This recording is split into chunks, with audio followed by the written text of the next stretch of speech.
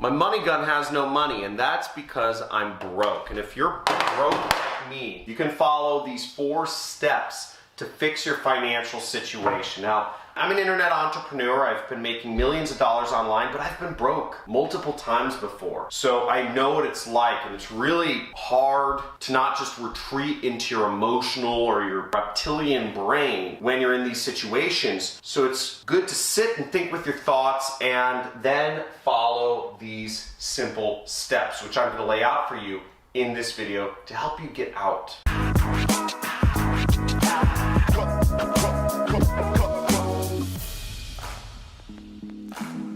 When you're struggling financially, it's hard. It's hard to think. It's hard to find a way out. You want a lottery ticket to just come up with the winning numbers, right? You want that miracle job offer to just appear and you get accepted for that great job making $5,000 or whatever it is a month. Or you just want that online business that you've been struggling with, right? That online business that you know can work, that miracle online business. It's gonna make you a lot of money just to work and just to feed money into your bank account, just stuff it in there, right? But let's be real, is that you can't rely on any of those situations. You have to figure something out. And the first thing you have to figure out is you have to be open, right? Because that miracle, if you've never been successful in your own business before, it's not something to rely on. First off, you need a money vehicle, okay? A money vehicle. You need a money vehicle, and that's either a job or a business. Now, you can also get the best of both worlds, and you can find a job which helps give you skills and experience in order to take to your own business. Now, what I did when I got started was I always knew I wanted to be an internet entrepreneur and fly across the world and travel and do fun things, kite surfing, skiing, bungee jumping, etc. And I chose the path of both worlds. I got a job working for an internet business. So while I was working my job, I was learning 8 hours, 10 hours a day I was working. I was learning every single hour of the day skills that I could directly take over to my own business and make me money. This is the hardest one because it's managing your finances, tracking, budgeting, and making sacrifices. Now, a lot of folk do not want to track their finances. It seems like such a demeaning and patronizing thing to have to write down all of your purchases and write down where your money's going. But in fact, a lot of it can actually be very easy with apps like Mint, and there's phone apps that do all this for you if you're using credit cards and bank accounts for most of your purchases. And I would suggest using something like Mint, but whatever you use, track it. A lot of people want to skip that. It seems weird. But once you start tracking and you start seeing the trends month over month, you see where your money goes and you see where you can save and create budgets and make sacrifices. If you're guilty of not tracking, of not budgeting, of not sacrificing, if you're guilty of any one of these, even when you've been in a prickly situation, type in guilty in the comments below.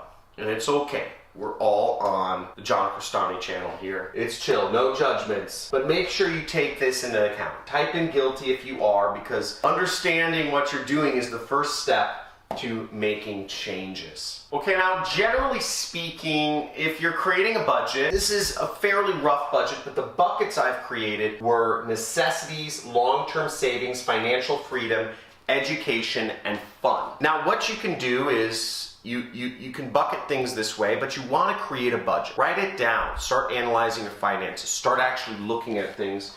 Now, most people, this will work out, but 60% for necessities, 10% for long-term savings, 10% financial freedom, 10% education, and 10% fun. Now, what are these buckets and what is their importance? You might be wondering. Well, necessities are things like rent. They're things such as food, maybe it's health insurance, etc. Whatever you consider a necessity, these are necessities. And be real, don't say fun is a necessity. Fun is fun category. Fun category is stuff like vacations, trips, eating out. Education is investing in your own self. You're not gonna grow, you're not gonna get to the next level if you don't invest in your education.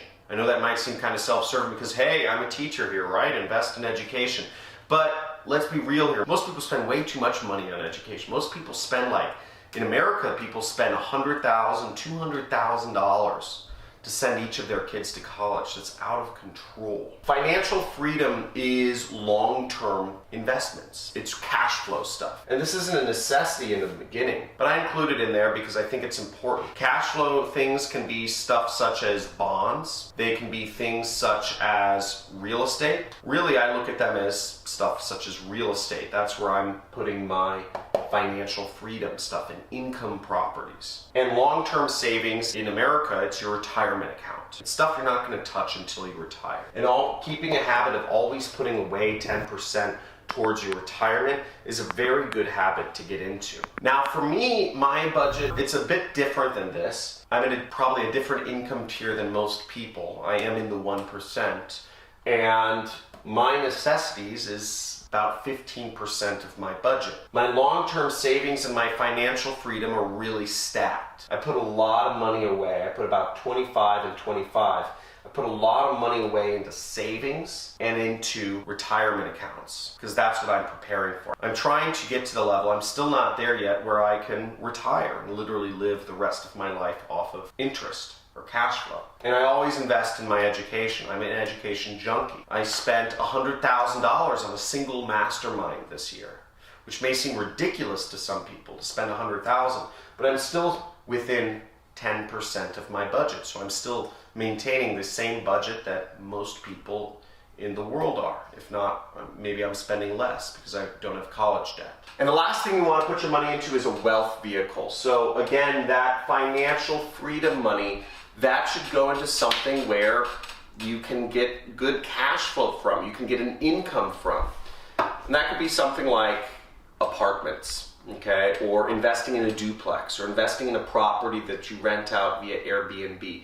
Something that has a higher return than a stock or a bond and provides you cash flow. It could be a franchise, whatever it is, but it's investing in creating your financial freedom. It could be a side business. That's what you want to think about. Hopefully you enjoyed this video and you're enjoying learning about making money and keeping it and getting yourself towards financial freedom. Now, they won't teach this to you in colleges. They won't teach this to you in normal schools because they don't want you to know this. But there are simple steps you can take to creating wealth for yourself and keeping it. And on this channel, I show you every single day how you can do that. Now, I made my money in affiliate marketing. You can check out dozens of videos where I'm teaching you how to make money with affiliate marketing without spending any of your own money.